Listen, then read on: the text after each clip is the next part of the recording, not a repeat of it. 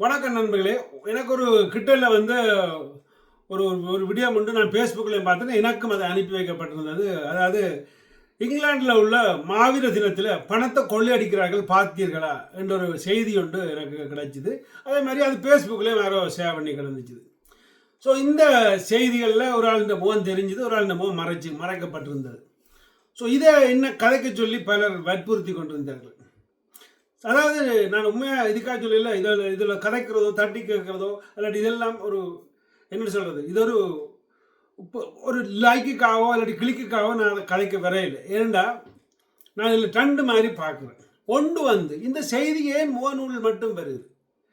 இங்கிலாண்டில் அதாவது ஏச்சமாருக்கு இவ்வளோ பணம் கட்டியிருக்கிறேன், லட்சக்கணக்கில் பொக்கெட்டுக்கு வச்சிருக்கிறேன் என்ற மாதிரி இருக்குது. ஜீரோ தான் காட்டியிருக்கிறேன், கணக்கில் காட்டிக்கிறேன் ஜீரோ உண்டு. அப்போ ஜீரோ உண்டு காட்டிக்கல இந்த யூகே கவர்மெண்ட் விட்டுட்டுது. ஓகே, யூகே கவர்மெண்ட்டை ஏமாத்துறது இலவாக ஏமாற்றக்கூடிய வழிகள் இங்கே கணக்கு இருக்குன்றது நானும் கணக்கு விஷயத்தில் ஜேமனை விட இங்கே இலவுன்றதையும் கண்டுபிடிச்சேன். அதுவும் சரி. ஆனால் அதை விட இன்னொரு விடயத்தை பார்த்தேன். அது ஏன் முகநூலில் மட்டும் பகிரப்பட்டுச்சு? பெரிய பெரிய தமிழற்ற இந்த டிவியிலோ தமிழற்ற வெப்சைட்லையோ அந்த பெரிய பெரிய வெப்சைட் வழியே ஏன் அது என்ன பெரிய அளவில் வரையில்லை, இல்லாட்டி ஏன் அதை போட இல்லை என்னன்னு யோசிச்சேன். ஏன்னா ஃபேஸ்புக்கில் போட்டவனு தரமான ஆளுன்னு யாருக்கு தெரியும்? அவனுக்கு அங்கே ஒரு பதவி இல்லைன்றதுக்காக இங்கே தூக்கி போட்டுட்டு போவான். அது இயல்பான ஒரு விடிய அவங்கண்டியாக்கல. அதாவது தனக்கு அந்த அந்த அந்த அந்த மாவீரத்தில் ஒரு பதவியும் தெரியல, நான் வந்தேன், நாங்கள் என்ன கவனிக்கல, நான் அதில் போய் நின்றுட்டு வந்துட்டேன் இந்த மாதிரி ஒரு கோவத்தில் இங்கே ஃபேஸ்புக்கில் தள்ளிட்டு போகிறது.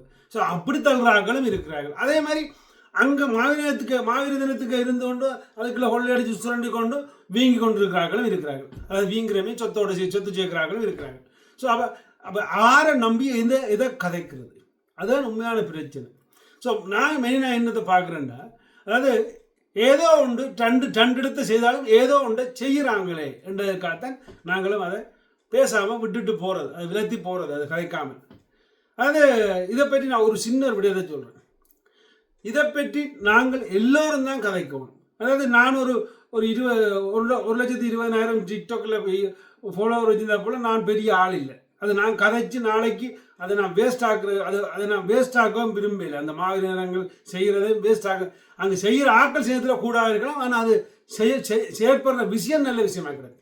அதான் நான் என்னுடைய கருத்து.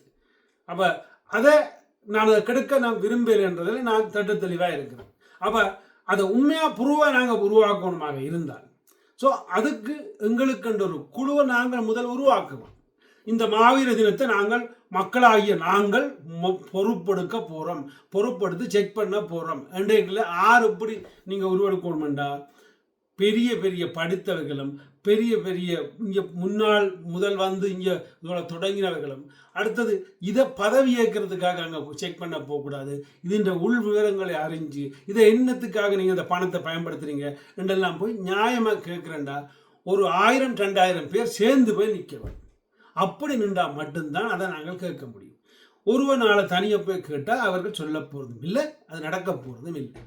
ஸோ அதுக்கு பிறகு ஒரு 10-15 நல்ல பெரிய யூடியூபர் டிக்டாக்கர் எல்லாரையும் கூட்டிக் கொண்டு போவோம்.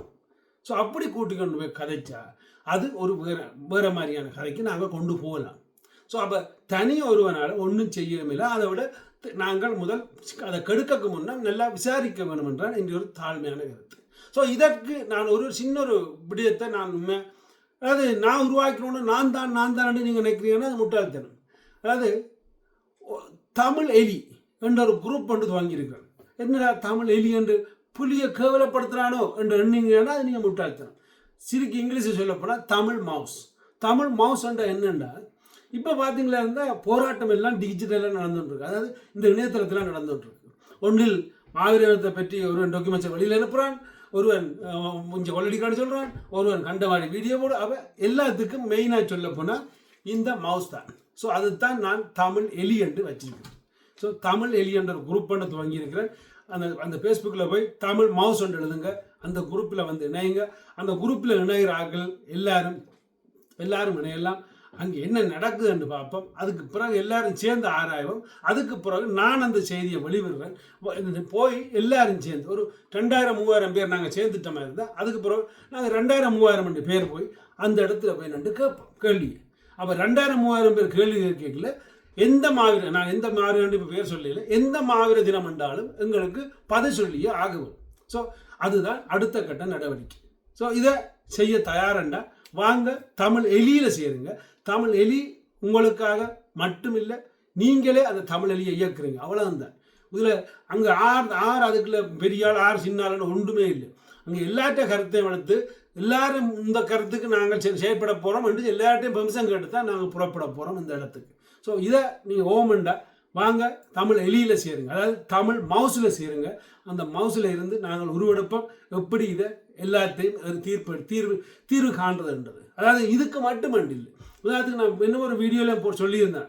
இப்போ பார்த்தீங்கன்னா ஒரு பாடகரை கைது செய்து வச்சுக்காங்க. ஸோ அந்த பாடகருக்கு கைது செய்ததுக்காக நான் ஒரு திட்டத்தை உருவாக்கினேன். அந்த திட்டம் எப்படி என்று பார்த்தோம்னா, நாங்கள் ஒரு வருடத்துக்கு இந்த பாடகரை கைது செய்வதற்காக நாங்கள் புலம்பெயர்ந்த நாடுகளில் இருந்து பணம் இலங்கைக்கு அனுப்பவே மாட்டோம் ஒரு வருடத்துக்கு. அது என்ற சொந்தம் செத்தாலும் பரவாயில்லை என்ற ஒரு எண்ணம். ஏன் நாங்கள் வீடு கட்டினா கூட அந்த வீடு கட்டுறது அரைக்குறையில் நிப்பாட்டுங்க. உங்களோட வீடு கட்டலாம், அரைக்குறையில் நிப்பாட்டுங்க. நீங்கள் சாக போகிறீங்க ஒரு வருஷத்துக்கு கட்டாவிட்டா. அப்படி சுயநலமான ஆக்களை அவர்களை நாங்கள் சுயநல சுரங்கம் என்று அவர்களுக்கு ஒரு தண்டனை கொடுங்க, அவர்களுக்கு வீடியோ போடுங்க, அவர்களுக்கு பேக் ஐடியில் வீடியோ போடுங்க. ஸோ அப்படியான வீடியோங்களை செய்யுங்க. அப்போதான் எங்களுடைய இனம் திருந்தும் அல்லாட்டி திருந்தாது. ஸோ வாங்க தமிழ் மவுஸில் சேருங்க. அதுக்கு பிறகு ஒரு முடிவெடுப்போம் என்ன செய்யலாம்ன்றதை. ஸோ இது என்னுடைய தாழ்மையான வேண்டுகோள். அதாவது ஃபேஸ்புக் செய்திகளை நம்பி நாங்கள் ஒன்றும் செய்யலாது, அதை தீர விசாரித்து அதுக்கு பிறகுதான் அதை பற்றியான விளக்கத்தை வீடியோவை போட முடியும் என்று சொல்லிக்கொண்டு உங்களை விடைபெறுகிறேன். உங்களோட கருத்துக்களை மறக்காமல் எழுதுங்க, நீங்கள் உண்மையாக ஒரு நேர்மையான ஏதோ ஒரு தமிழுக்காக செய்ய விரும்பினா வாங்க தமிழ் மவுஸில் இணையுங்க. அந்த தமிழ் மவுசன் அந்த குரூப்பே உங்களுக்கானது, எங்களுக்கானது, அவ்வளவுதான். அதில் வார லாபம் எல்லாத்தையும் அது பொது நலத்துக்காக பயன்படுத்துது. அப்படி லாபம் இப்போ ஒன்றும் பெறப்போகிற, இப்போ புதுசாக துவங்கினது, அதில் லாபம் பெறப்போகிறது. அப்படி வந்தால் அது அதை போய் தமிழ் ஐடியா விழுங்க போகிறான்னு கத்துற கூட்டம் ஒன்று இருக்குது. அது எல்லாத்தையும் நான் கத்தாமல் அதுக்கு எல்லாத்துக்கும் நான் நிரந்தர தீர்வாக மண்டைக்க வச்சிருக்கிறேன் என்னென்ன செய்யணும்னு. அதெல்லாம் போக உங்களுக்கே சொல்லுவேன். நீங்களே ஓப்பனாக கேட்கலாம். இப்போ உனக்கு லாபம் வருது, காட்டு லாபத்தை அதை நான் தூக்கி அதே குரூப்பில் போடுவேன். இவ்வளோ இந்த 10 ரூபா வந்திருக்கு, இந்த 5 ரூபா வந்திருக்கு, அதை கொண்டு யாருக்கும் கொடுப்போம், இல்லாட்டி அதை வச்சு செய்வோம்ன்றதை நானே உங்களுக்கு சிம்பிளாக சொல்லுவேன் சொல்லிக்கொண்டு விடைபெறுகிறேன். இதுதான் என்ற கடைசி, அதாவது சரியான ஒரு முடிவாக இருக்குமென்னு நான் நினைக்கிறேன். கெடுக்க வேண்டாம், தீர விசாரிச்சுட்டு அதாவது திருத்த பார்ப்போம். நன்றி, வணக்கம்.